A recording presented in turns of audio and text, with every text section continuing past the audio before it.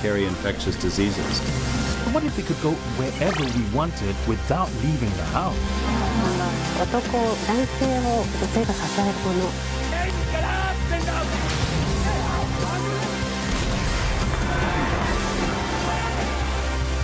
They should never have really stayed on board.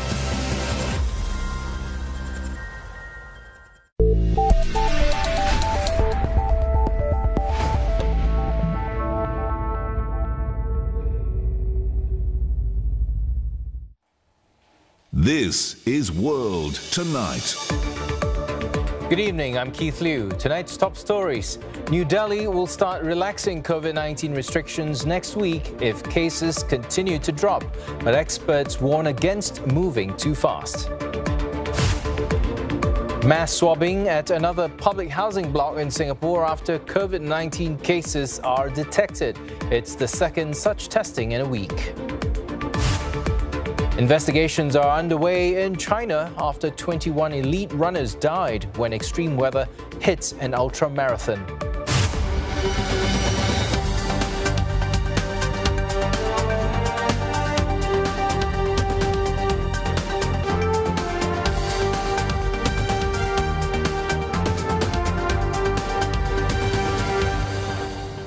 The COVID-19 lockdown in Delhi has been extended by another week, but the virus curbs could be eased as early as next Monday if daily infections continue to drop. India has reported more than 240,000 new infections. Cases have been stabilizing after a deadly surge over the past month. But there are worries Delhi could be easing curbs too soon, as Ishan Garg reports. Well, in New Delhi, the most recent data shows that more than close to about 2,000 people have been infected with COVID-19. And this is a large number of infections for a city the size of New Delhi. But if we compare it to where Delhi was just 1 month ago, 28,000 infections were being reported every single day. So the lockdown has helped bring down the number of infections. And that's why the Chief Minister is now saying that if the lockdown is extended by another week, the case numbers will be able to come down even further. And even after that, it's not that the city will be reopened completely. There will be a phased unlocking. That's what the Chief Minister had said. But of course, experts are saying that what happens when you unlock a city as massive as Delhi is that you only delay the peak. And now authorities have also warned that there will be a third wave of COVID-19 and Delhi will again perhaps be impacted by it. So authorities are saying that they've had the time during the second wave lockdown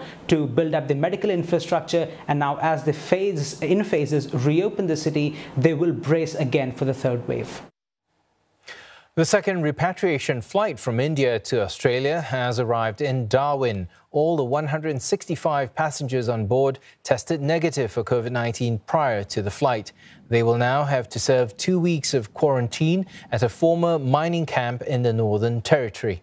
Flights from India to Australia restarted last weekend after a 2-week ban had been imposed to keep out the COVID-19 fast-spreading B1617 variant.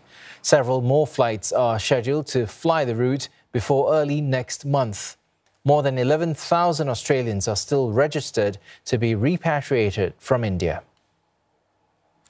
Singapore's Transport, Foreign Affairs and Manpower ministries have said that the current passenger flights that are operating between the Republic and India are for people to return home. And most who enter the country are returning citizens and permanent residents. The joint statement was in response to media queries on why flights are still arriving from India despite the suspension of flights. These flights are chartered by the Indian government, but those who need to return to Singapore can also be allowed on board. All such flights operate out of Terminal 1, and about 180 passengers leave the Republic for India, while about 25 arrive in Singapore each day. And these passengers will have to take 2 COVID-19 tests on arrival at Changi Airport and will be escorted to a stay-home notice facility for 21 days. Well, this comes as mass swab tests are being carried out at another housing development board block in Singapore after earlier COVID-19 cases were found there. It's the second such operation after one at a block in the northeastern residential town of Ho Kong. Hougang. All residents at Block 559 Pasir Ris in the east of Singapore will be tested after 4 cases were found to be living there. One of them is the first case identified in the Changi Airport cluster. Tan Si Hui reports. 32-year-old Jin Zhe is a resident of the affected block. He was out grocery shopping at around 8 in the evening on Saturday and came home to this, a letter informing him that he's required to undergo a mandatory swab test at a nearby swabbing center. He had also received a text. Kind of worried actually, but there's no mention about who are the infected ones in our block, so we are just trying to take precautionary measures. The 4 COVID-19 cases had been reported earlier. One of them is an 88-year-old man who is a cleaner at Changi Airport Terminal 3. The other 3 are from another household. The Health Ministry says it's adopting the same cautious approach as Block 506 in Hougang by conducting the PCR test. Those who had visited the Pasir Ris block between May 2nd and 18 are also advised to take the swab test. The MP for the area says it's for their assurance and peace of mind. I explained to the residents that they are not on quarantine or on stay-home notice. It is also prudence for them to try and exercise some restraint, to try and stay home as much as possible, to work from home. And of course, if they have to go out for essential errands, they will have to continue to get their food and do the important things they have to do. I'm heading inside the swabbing center as I have an appointment after visiting White Sands Mall about 2 weeks ago. So let's have a look at operations inside. 5 different groups of people, from airline crew to those from the construction and marine sector, were also waiting to be tested, but they were clearly segregated. For Block 519, it's much more special, so I just came in immediately. There wasn't any queue, so I just come in. It's quite a smooth process, so it's done within 5 minutes, even I have no appointment or anything.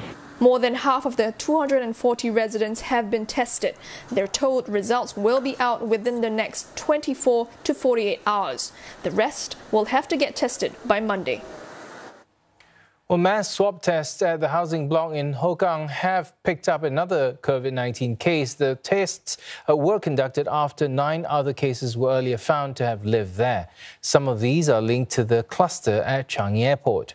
Singapore's Health Ministry says cases in Block 506 are from 4 households living in the same stack.